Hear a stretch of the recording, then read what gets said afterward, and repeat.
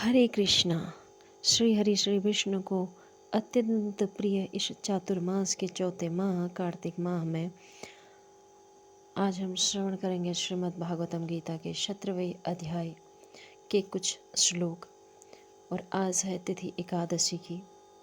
तो इस एकादशी जो कि श्री हरि श्री विष्णु को अत्यंत प्रिय है, श्री हरि श्री विष्णु के प्रिय माह के प्रिय तिथि के दिन यानी एकादशी के दिन आइए श्रवण करते हैं श्रीमद् भागवत गीता जी के 17वें अध्याय यानी श्रद्धा के विभाग, जिसमें भगवान श्री कृष्ण ने श्रद्धा के भाग किस प्रकार की श्रद्धा होती है उस पर चर्चा करते हैं।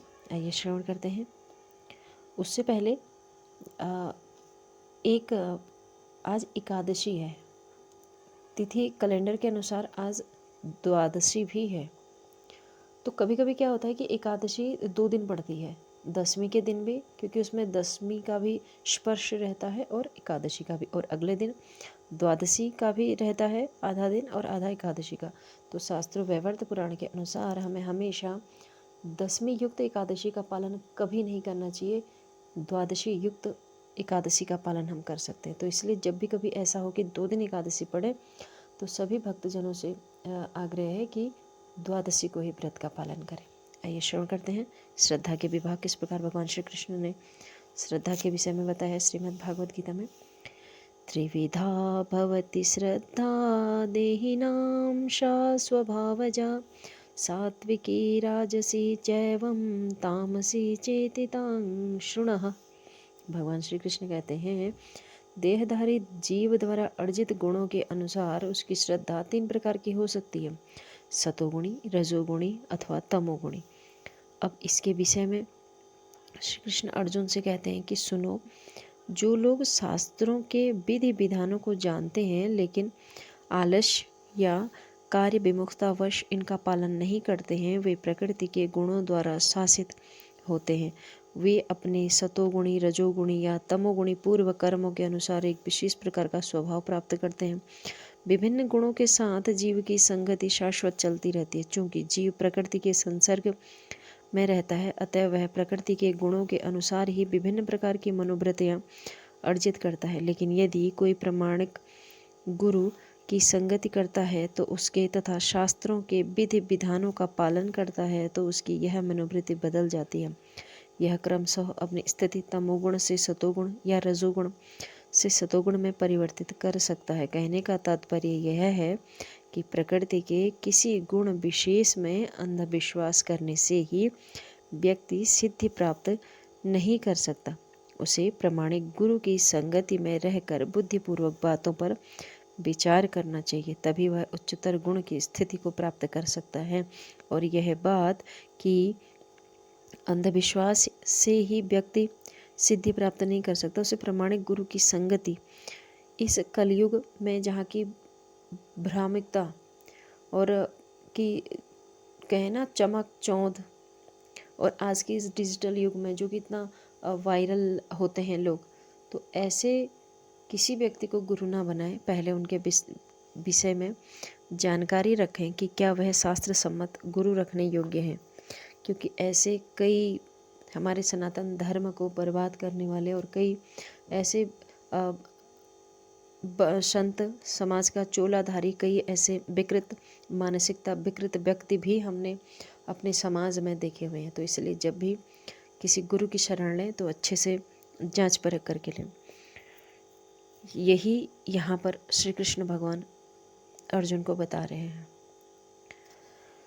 सत्त्वानुरूपा सर्वस्य श्रद्धा भवति भारत, श्रद्धामयो अयं पुरुषो यो यच्छ्रद्धः सः एव सः। हे भरतपुत्र, विभिन्न गुणों के अंतर्गत अपने अपने अस्तित्व के अनुसार मनुष्य एक विशेष प्रकार की श्रद्धा विकसित करता है। अपने द्वारा अर्जित गुणों के अनुसार ही जीव को विशेष श्रद्धा युक्त कहा गया है। प्रत्येक व्यक्ति चाहे वह जैसा भी हो, एक विशेष प्रकार की श्रद्धा पाई जाती है, लेकिन इसके द्वारा अर्जित स्वभाव के अनुसार उसकी श्रद्धा उत्तम, सतोगुणी, राजस, रजोगुणी अथवा तामसी कहलाती है। इस प्रकार अपनी विशेष प्रकार की श्रद्धा के अनुसार वह कतिपय लोगों से संगति करता है। अब वास्तविक तथ्य तो यह है कि जैसा 15वें अध्याय में कहा गया है, प्रत्येक जीव परमेश्वर का अंश है, अतः वह मूलतः इन समस्त गुणों से परे होता है। लेकिन जब वह भगवान के साथ अपने संबंध को भूल जाता है और बद्ध जीवन में भौतिक प्रकृति के संसर्ग में आता है, तो वह विभिन्न प्रकार की प्रकृति के साथ संगति करके अपना स्थान बनाता है। इस प्रकार से प्राप्त कृत्रिम श्रद्धा अथवा अस्तित्व मात्र भौतिक होते हैं, भले ही कोई किसी धारणा या देहात्म बोध द्वारा प्रेरित हो, लेकिन मूलतः वह निर्गुण या दिव्य होता है। अतः भगवान के साथ अपना संबंध फिर से प्राप्त करने के लिए उसे भौतिक कल्पमस से शुद्ध होना पड़ता है। यही एकमात्र मार्ग है निर्भय होकर कृष्ण भावनामृत में लौटने का।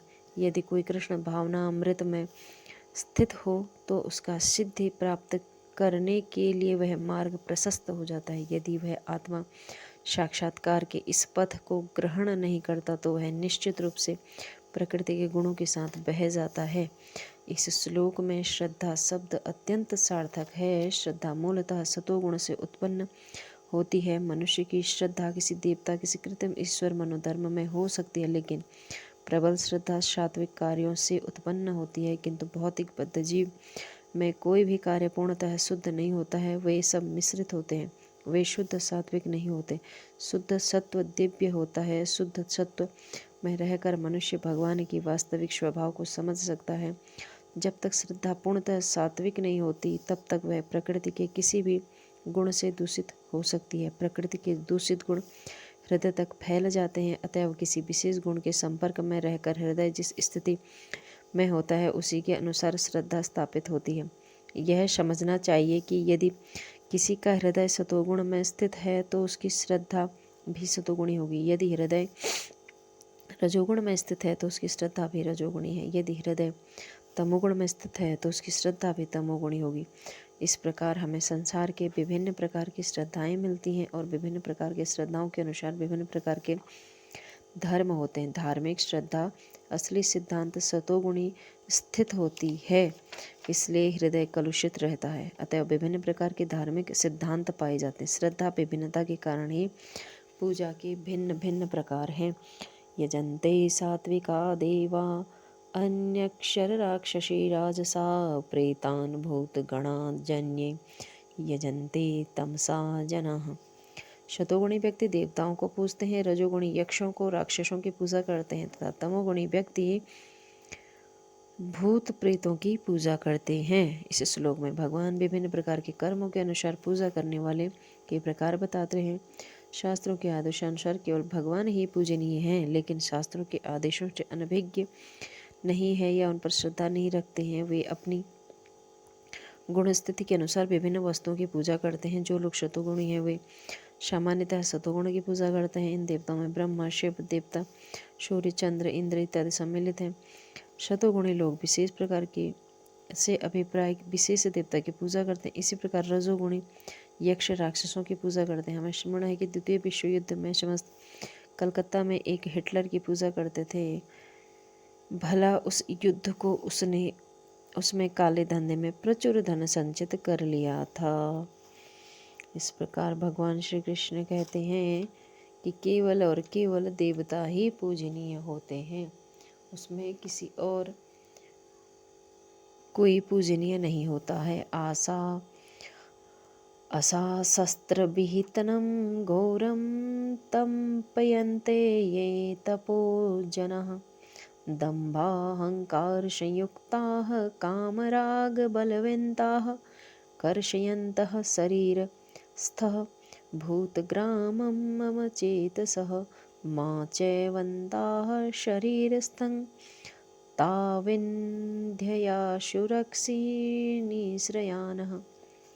जो लोग दंभ और अहंकार के अभिभूत होकर शास्त्र विरुद्ध कठोर तपस्या व्रत करते हैं, वे काम तथा आसक्ति द्वारा प्रेरित होते हैं। जो मूर्ख हैं वे तो शरीर के भौतिक तत्वों को तथा शरीर के भीतर स्थित परमात्मा के कष्ट पहुंचाते हैं, वे असुर कहे जाते हैं।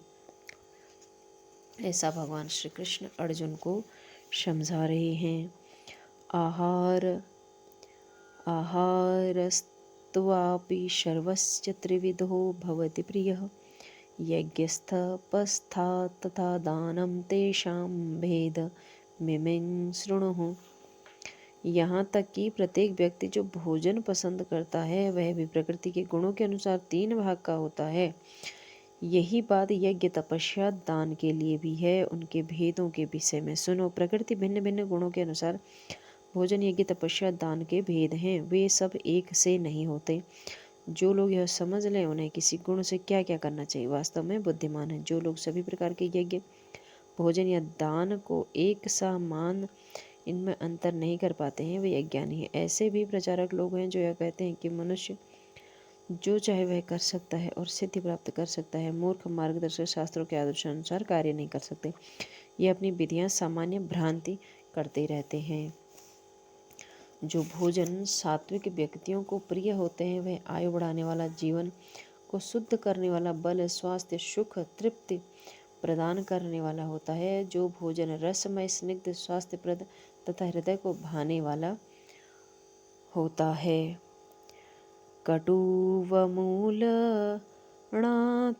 तीक्ष्णाणुक्सविधानिः आहारं राजस्यष्टा दुख शोक कामय प्रदाः।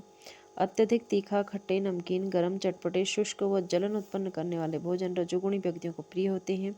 ये भोजन दुख शोक तथा रोग उत्पन्न करने वाले होते हैं। यातयामं गतरसं पोति पर्युषिस्तं च यतः उच्छिष्टमपि चामेद्यं भोजनं तामसं प्रिय। खाने के 3 घंटे पूर्व पकाया गया स्वादहीन वियोजित एवं सड़ा जूठा तथा अस्पर्श वस्त्रों से युक्त भोजन उन लोगों को प्रिय होते हैं जो तामसी होते हैं। तो इस प्रकार भगवान ने इस अध्याय में भक्त के स्वभाव, भक्ति के प्रकार तथा वो जो भक्ति के प्रकार होते हैं वह हमारे भोजन से भी मतलब हमारा जो गुण है उसको निर्धारित करते हैं। जो जिस स्वभाव का होता है वैसा ही उसे भोजन प्रिय होता है, वैसा ही उसे देव पूजन प्रिय होता है।